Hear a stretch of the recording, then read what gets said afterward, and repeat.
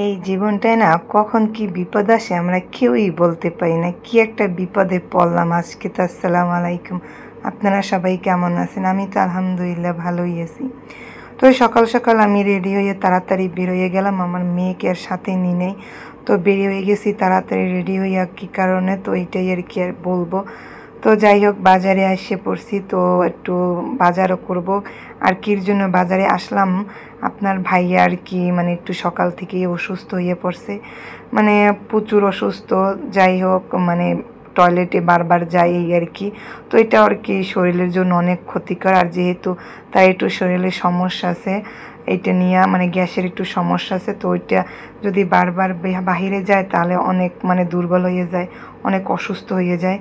তো আর মানে এতে যায় নাই, অফিসে যায় নাই। তো আমি তাড়াতাড়ি বের হয়ে গেছি, মানে বাজার করতে, কাঁচা বাজার মানে কি কাঁচা কলা আনতে।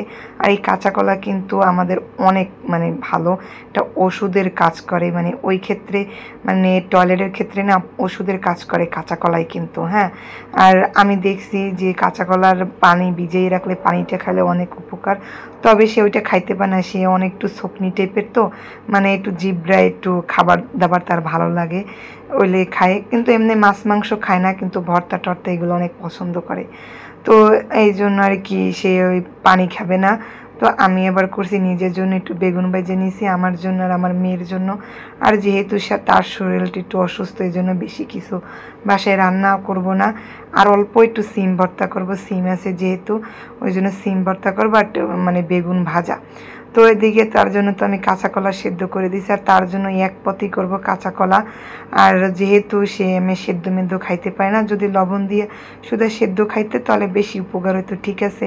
তো যেহেতু খাইতে পারে না, এই জন্য আমি আর কি সেদ্ধ করিয়া কাঁচা কলাটা আর কি পেঁয়াজ রসুন মরিচ তারপরে ধনিয়া পাতা দিয়ে বাগার দিয়ে দেবো। আর যেহেতু শীতকাল, ধনিয়া পাতা আছে, আর ধনিয়া পাতা যে কোনো জিনিসে দিলেই না স্বাদটা কিন্তু দ্বিগুণ বাইরে যায়।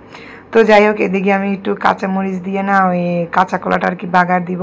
তো এই জন্য ভাইজাই দেখেন এই কাঁচা কলাটা সুন্দর করে বাগার দিয়ে নিতেছি। আর এমনভাবে লাড়াচাড়া করবো যাতে একটু ভর্তা ভর্তা হয়ে যায়, মানে ফ্রাই প্যানে ভর্তা ভর্তা হয়ে যায়, হাতে আর মাখানো না লাগে। তো এই জন্য আমি সুন্দর করে ভালো করে লাড়িয়ে চেড়ে তারপর ধনিয়া পাতা দিয়ে দিছি। আর আমি একটু আগে বাগিয়ে ধনিয়া পাতা দিই যাতে একটু ভালো করে সেদ্ধ হয়।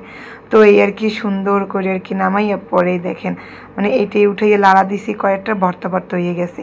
তো এত মজা হয়েছিল, মানে একদম সিম্পলভাবে তৈরি করছি, যেহেতু ওষুধের কাজ করবে ওষুধ অনুসারে, কিন্তু এত মজা হয়েছে। আমি আর মেয়েও খাইছি সাথে। আর এতখানি ভর্তা তো আর সে খাইতেও পারবে না। পরে সে একটু ধনিয়া পাতা ভর্তাও খাইছিল, মানে মানে সিম ভর্তা সরি।